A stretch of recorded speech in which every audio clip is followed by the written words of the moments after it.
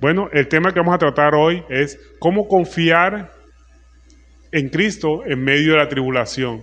Ese es el reto más grande que tenemos todos los cristianos cuando vemos que la tribulación la enfrentamos y sin embargo nosotros decimos, ¿por qué me sucede a mí si soy persona buena? ¿O por qué le suceden cosas malas a las personas buenas? ¿Y por qué le suceden cosas buenas a personas malas? A veces también nos preguntamos, ¿verdad? Entonces, bueno, conforme a la palabra vamos a ver la respuesta.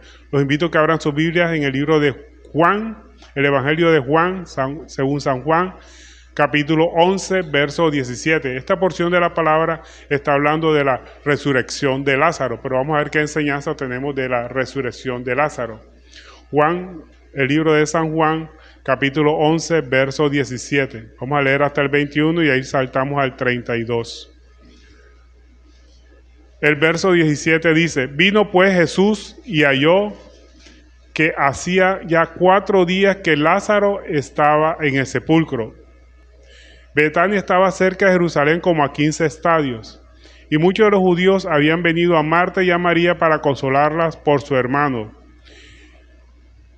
Entonces Marta, cuando oyó que Jesús venía, salió a encontrarse, pero María se quedó en casa. Y Marta dijo a Jesús, Señor, si hubieras estado aquí, mi hermano no habría muerto. Y el verso 32, saltamos al verso 32, aquí vemos la respuesta de María cuando llegó Jesús. Dice, María cuando llegó donde estaba Jesús, al verle se postró a sus pies diciéndole, Señor, si hubieses estado aquí, no habría muerto mi hermano. Si hubiera estado aquí. ¿Cuántas veces nosotros nos decimos al Señor, Señor, si tú hubieras estado aquí, yo no hubiera enfermado, yo no hubiera tenido este problema, esta calamidad económica o este problema porque estoy afrontando? Y empezamos como a reclamarle a Dios, ¿cierto? A veces pasa así, ¿verdad? Pero la realidad es que todos sabemos que Dios es bueno y es todopoderoso.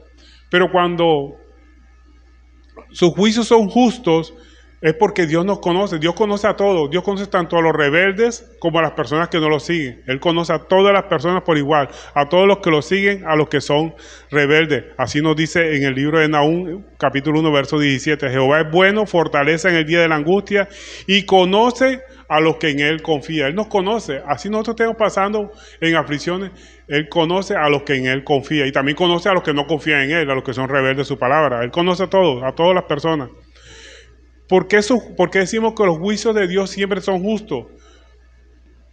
Porque los juicios de Dios son justos para hacernos vivir en permanente gozo, aunque sabemos que la aflicción llega, pero la aflicción es pasajera. La aflicción es como la alegría.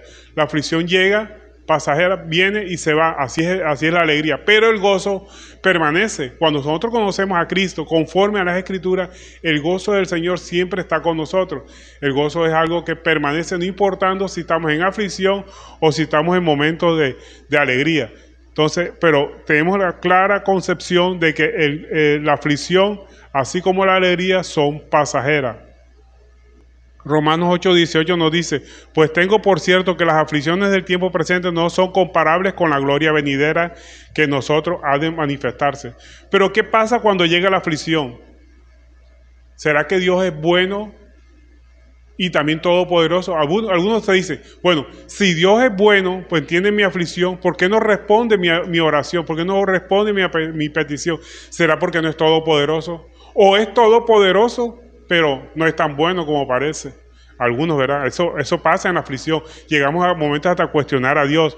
Parece que Dios no es tan bueno, o si es bueno, no es tan poderoso. Pero resulta que nosotros miramos lo que dice la Escritura, dice que Romanos 8:28, y sabemos que todos los que aman a Dios, todas las cosas le ayudan a bien. Esto es a los que conforme a su propósito son llamados. Es decir, que los que confían en Dios saben que Dios es bueno y es todopoderoso y que las aflicciones que Dios permite en nuestra vida siempre tienen un propósito. Y el propósito es que nosotros nos fortalezcamos, porque las pruebas siempre van a tender a fortalecer nuestra fe. Así como el oro se prueba en fuego, nuestra fe se va a probar en fuego, el fuego de la prueba. Y para que salga adelante tenemos que nosotros confiar siempre en el Señor. Entonces, cuando nos sentimos desamparados, cuando la prueba arrecia en nuestra vida y nos sentimos desamparados, empezamos a cuestionar a Dios y decimos, si Dios es bueno y poderoso, ¿por qué existe el mal? Y aparece la paradoja de la omnipresencia o omnipotencia más bien exactamente. que la existencia del mal, sabemos que nosotros que la existencia del mal depende de la ausencia de Dios en el corazón de las personas. Es decir, que el mal no existe si está la presencia de Dios. Si la presencia de Dios está en nuestros corazones, el mal desaparece. ¿Cuándo aparece el mal? Cuando dejamos de confiar en Dios, cuando Dios no está en nuestra vida. Algunos se llegan a preguntar y hacen la paradoja de la omnipotencia de Dios, que es que si Dios podría ser una piedra tan fuerte, tan pesada, que no la pudiera levantar Él. Él puede hacerlo. Algunos dicen, bueno, si Dios no puede hacerla, no es tan potente, no es tan omnipotente. Pero si la hace y no la puede levantar, tampoco su fuerza, empezamos a cuestionarla, no es omnipotente. Pero resulta que Dios todo lo hace para su gloria.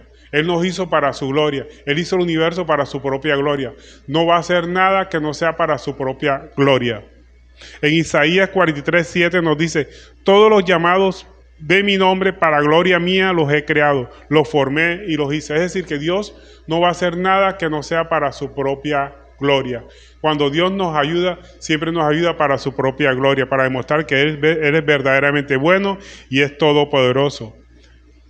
Y a veces también no solamente nos preguntamos la paradoja de la omnipotencia de Dios, sino por qué le suceden cosas malas a gente buena. Y si miramos la palabra de Dios, la palabra de Dios nos dice que bueno solamente es Dios. O sea, que todos nosotros somos malos y que merecemos el castigo de Dios, que merecemos la muerte eterna. Porque cuanto todos pecaron y están destituidos del reino de los cielos. Es decir, que solamente Dios es bueno. Es más, cuando nuestro Señor Jesucristo se le acercó una persona y le dijo, Maestro bueno, y Jesús le enseguida le dijo, ¿por qué me llamas bueno? Dios solamente es bueno. ¿Por qué le dijo Jesús que solamente Dios es bueno y Él no era bueno?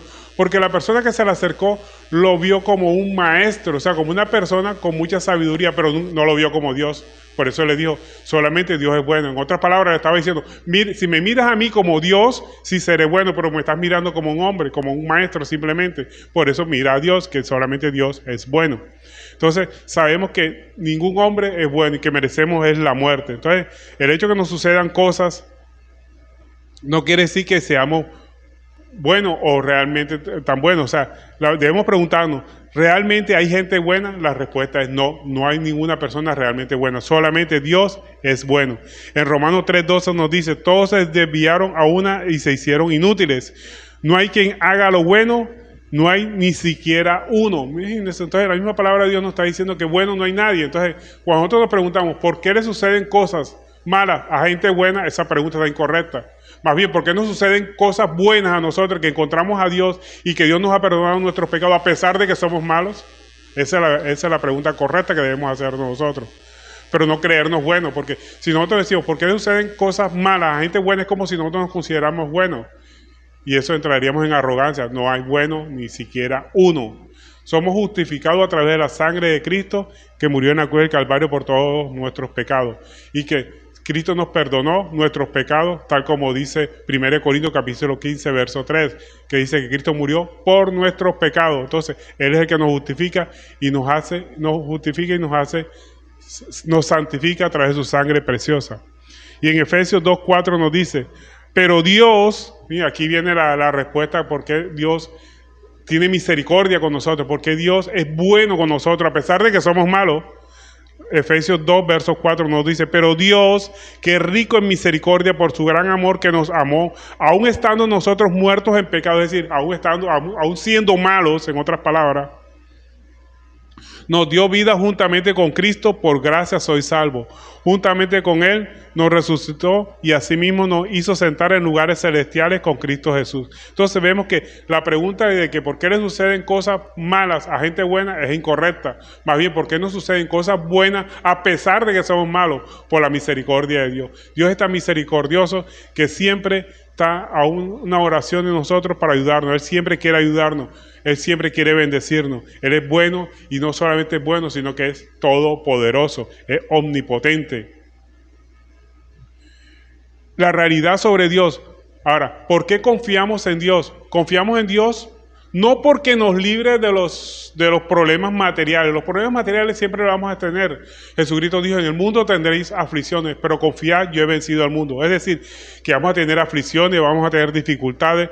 Pero ¿qué pasa? Que todas esas aflicciones y dificultades son pasajeras, así como la felicidad, la alegría, van y vienen. Nadie es inmune a las adversidades. Crea en Cristo o no crea en Cristo, las adversidades siempre van a tocar la puerta de nuestra vida.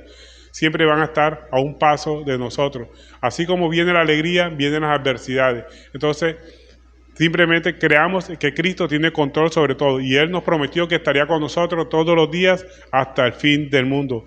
Y miremos lo que nos dice Juan, capítulo 16, verso 33, con respecto a las aflicciones. Él las profetizó, Él las dijo que nos íbamos a tener. Dijo, estas cosas os he hablado para que en mí tengáis paz. En el mundo tendréis aflicción, pero confiad, yo he vencido al mundo. Si Él venció al mundo, Él nos está dando las herramientas para que lo sigamos, para que lo obedezcamos, para el cual nosotros podamos vencer también el mundo. El mundo lo vencemos confiando en Él, cambiando nuestra manera de pensar para poder cambiar nuestra manera de actuar. Entonces, cuando confiamos en Dios, Él no nos va a librar de los problemas materiales, nos va a dar su gran amor, su gran consolación, y Él nos vaticinó, nos profetizó de que en el mundo íbamos a tener aflicciones. Así como tenemos aflicciones, vamos a tener momentos de alegría, pero todas son pasajeras. Él lo que quiere es que tengamos paz. Para eso vino Cristo, a darnos paz. Paz que el mundo no comprende, paz en medio de los problemas. Pero cuando confiamos en Dios, nos libra no de los problemas materiales, pero sí de los problemas espirituales. ¿Cuáles son los problemas espirituales que nos libra Cristo cuando creemos en Él? Nos libra del afán y de la ansiedad. El afán. ¿Cuál es el afán? El hacer las cosas a nuestra manera. Cuando vienen los problemas, nosotros queremos hacer las cosas a nuestra manera. Y cuando vemos personas en problemas, también queremos ayudar, y a veces queremos hacer las veces de Dios, queremos ayudar a las personas. Y no está malo que ayudemos a las personas, pero siempre pidamos en oración la ayuda del Señor. Siempre todo hagámoslo en oración y siguiendo los parámetros que Dios nos ha establecido. Porque el afán y del afán y la ansiedad no sale nada bueno. Cuando viene el afán y la ansiedad, están poniéndose a prueba nuestra fe. El afán y la ansiedad generan problemas, nos quita el sueño, nos da agotamiento, hasta a veces se nos va el apetito pensando en los problemas. Eso ocasiona el afán y la ansiedad. Es indicativo de falta de confianza en Dios. Vea, hermano, cuando a usted le vengan los afanes y la ansiedad, es indicativo de que su fe está menguando. Tenemos que empezar a confiar en Dios. ¿Y qué tenemos que hacer cuando nuestra fe está menguando? Cuando vemos que el afán y la ansiedad nos están dominando. Miremos lo que nos dice la palabra, todo conforme a la palabra. 1 Pedro 1:6. 1 Pedro 1:6 nos dice, en lo cual vosotros os alegráis, aunque ahora un poco de tiempo es necesario que tengáis que ser afligidos en diversas pruebas, para que sometida a prueba vuestra fe, mucha más preciosa que el oro, el cual aunque perecedero se pruebe en fuego, sea hallada en alabanza, gloria y honra cuando sea manifestado Jesucristo, a quien amáis sin haber visto, en quien creyendo, aunque ahora no lo veáis, os alegráis con gozo inefable y glorioso, obteniendo el fin de vuestra fe, que es la salvación de vuestra alma. Vea, ese es el objetivo de la fe. La fe no es para conseguir milagros. La fe no es para conseguir cosas que nosotros estamos necesitando. La fe es para, como dice el verso 9 del capítulo 1 de 1 Pedro, es para obtener la salvación de nuestras almas. Ese es el objetivo de la fe. La fe es para salvación. Y algo importante, jamás desconfiemos de Dios aunque estemos pasando por tribulaciones.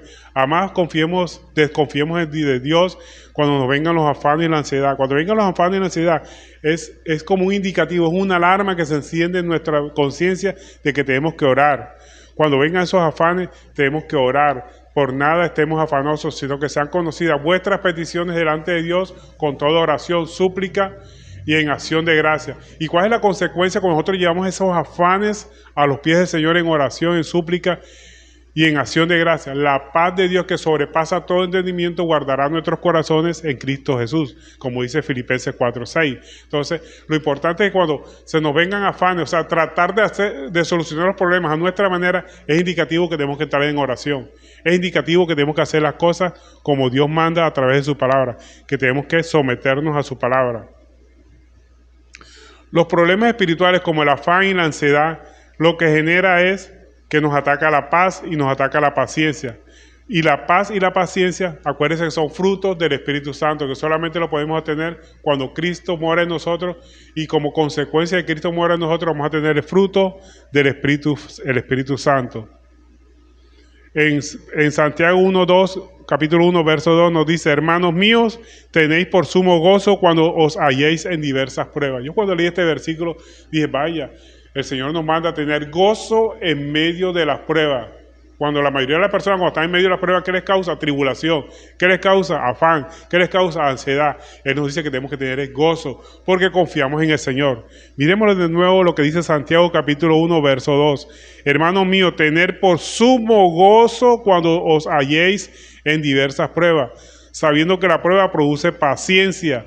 Mas tenga la paciencia su obra completa, para que seáis perfectos y cabales, sin que os falte cosa alguna. Entonces, el Señor nos manda a tener gozo en medio de la prueba. Y la única forma de tener gozo en medio de la prueba es que tenemos la confianza y la certeza de que Dios está en medio de nosotros, que Dios está siempre con nosotros, que Dios está en el asunto, Dios está en medio de las circunstancias. Y eso nos causa gozo. Debemos confiar siempre en Dios, en su soberanía, en su suprema autoridad, independientemente de las circunstancias. Debemos confiar en su amor, en su decisión de ayudarnos. Dios siempre quiere ayudarnos. Nunca desconfiemos de su ayuda benevolente hacia nosotros. Debemos confiar en su sabiduría. La sabiduría es el máximo grado del conocimiento, porque muchas personas tienen conocimiento de la palabra de Dios, pero no tienen sabiduría para aplicar la palabra de Dios a su vida.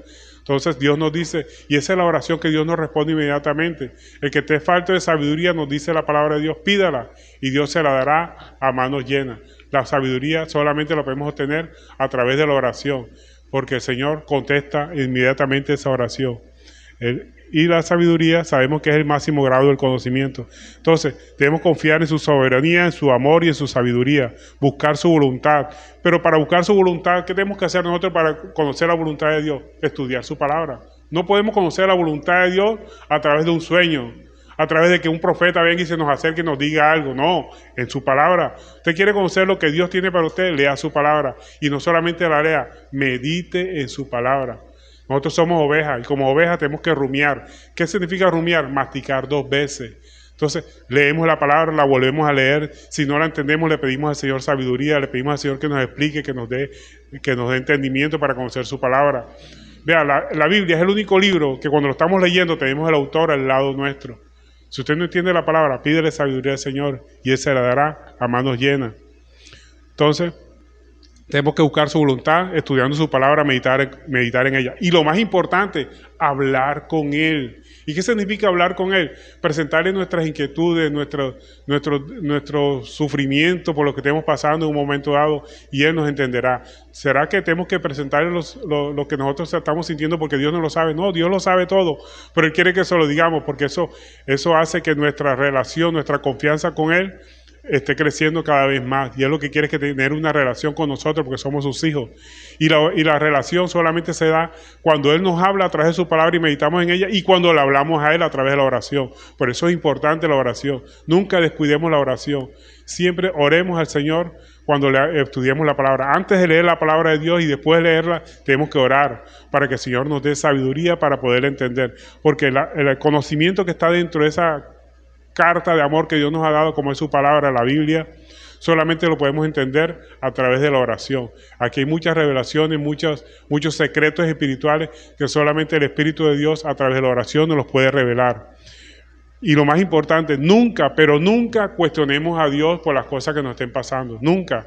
Porque Dios es sabio, Dios es omnipotente, Dios es todopoderoso y Él sabe lo que está haciendo en nuestra vida. A veces nosotros nos quejamos porque no dejamos de hacer tal cosa y pensamos que es un castigo de parte de Dios. Dios no, Dios simplemente nos pone en prueba, pero Dios en su momento nos dará solución. Entonces, nunca cuestionemos a Dios. Entonces, la pregunta es, ¿cómo confiar en Dios en medio de la tribulación, en medio de todas las adversidades que podemos estar pasando, reconociendo que Dios es bueno, que todo lo que sucede en nuestra vida está bajo su control, que es confiable, que Él cuida de nosotros, que es todopoderoso, que Él puede hacer todo lo que nosotros no podemos hacer y que todo siempre lo hace para su gloria y para cuidar de su pueblo?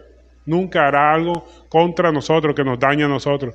Él gobierna en todas las circunstancias de la vida. Nosotros somos los que tenemos que cambiar nuestra manera de pensar. Tenemos que ver la mano de Dios en todas las cosas que nos pasen a nosotros, que es Dios queriéndonos cambiar, queriendo que nosotros cambiemos nuestra forma de pensar para que podamos cambiar nuestra forma de vivir y reconocer que Dios nunca nos abandona. Él nos conoce. Lo que Él siempre quiere es cuidar de nosotros, que nos dejemos cuidar de parte de Él. Él siempre quiere lo mejor para su gloria y para nosotros. Él también siempre quiere que lo tengamos presente en todas las cosas que nos pasen, en todas las circunstancias. Que dejemos que Dios gobierne nuestra mente, porque sabemos que Dios gobierna en todas las circunstancias, pero también tenemos que dejar que Dios gobierne nuestra mente, porque el gran problema del hombre a veces no son las circunstancias, sino nuestra mente, cuando empezamos a pensar en cosas que a veces ni suceden, ni van a suceder. Entonces tenemos que dejar que Dios gobierne también nuestra mente. Señor, pedirle, Señor, toma control de mis emociones, Señor, las ponemos en tus manos. Esa debe ser la oración nuestra, para que podamos vivir gozosos y tranquilamente. Miremos lo que nos dice al respecto 2 Timoteo 4:17. 2 Timoteo 4:17 nos dice: pero el Señor estuvo a mi lado, siempre Él está a nuestro lado, y me dio fuerzas para que por mí fuese cumplida la predicación y que todos los gentiles oyesen. Así fui librado de la boca del león. ¿Qué significa ser librado de la boca del león? Ser librado de la muerte. Cualquier animal que esté en la boca del león sabe que está muerto. Entonces, nosotros somos librados de la boca del león, de la muerte, cuando confiamos siempre en el Señor. Librados de la muerte segunda, que es lo peor que le puede pasar a una persona, estar fuera de la presencia del Señor. Y el verso 18 nos dice: y el Señor nos librará de toda obra mala y preservará para su reino celestial. A Él sea la gloria por los siglos de los siglos. Amén. Entonces debemos confiar en Dios en medio de la aflicción, por la cual debemos siempre buscar su voluntad. Y la forma de buscar su voluntad es estudiar siempre su palabra, como dijimos anteriormente. Para resumir ya y terminar la enseñanza del día de hoy, debemos buscar siempre su voluntad, de estudiar su palabra, meditar en ella, hablar con Él. ¿Y qué significa hablar con Él? Orar. Y orar es por las necesidades de otros. ¿Cuántas veces nosotros estamos pasando por una necesidad y no miramos la necesidad que está pasando un hermano nuestro, un compañero, un vecino? Tenemos que identificarnos también con los problemas de las otras personas. Eso significa buscar el reino de Dios y su justicia. Pedirle sabiduría al Señor. Cuando nosotros oramos por las necesidades de otros, el Señor le agrada que nosotros oremos por las necesidades de otros. Lo que le pasó a Job. Job salió de las aflicciones en que estaba pasando cuando oró por los amigos de él, que lo estaban atacando, que le estaban diciendo: tú estás pasando por ese momento de aflicción porque seguro tienes algún pecado oculto. Cuando Job oró por sus amigos, dice la palabra de Dios que Dios le quitó todas las aflicciones y fue bendecido mucho más de las bendiciones que tenía anteriormente. Cuando tenemos que orar por las personas que están a nuestro alrededor, así nos estén atacando, así nos hagan la vida de cuadritos, así se comporten como enemigos nuestros. Realmente no tenemos enemigos de carne y hueso. Acuérdense que la palabra de Dios nos dice que nuestros enemigos no son de carne y hueso, sino son huestes espirituales que se mueven en las regiones celestes.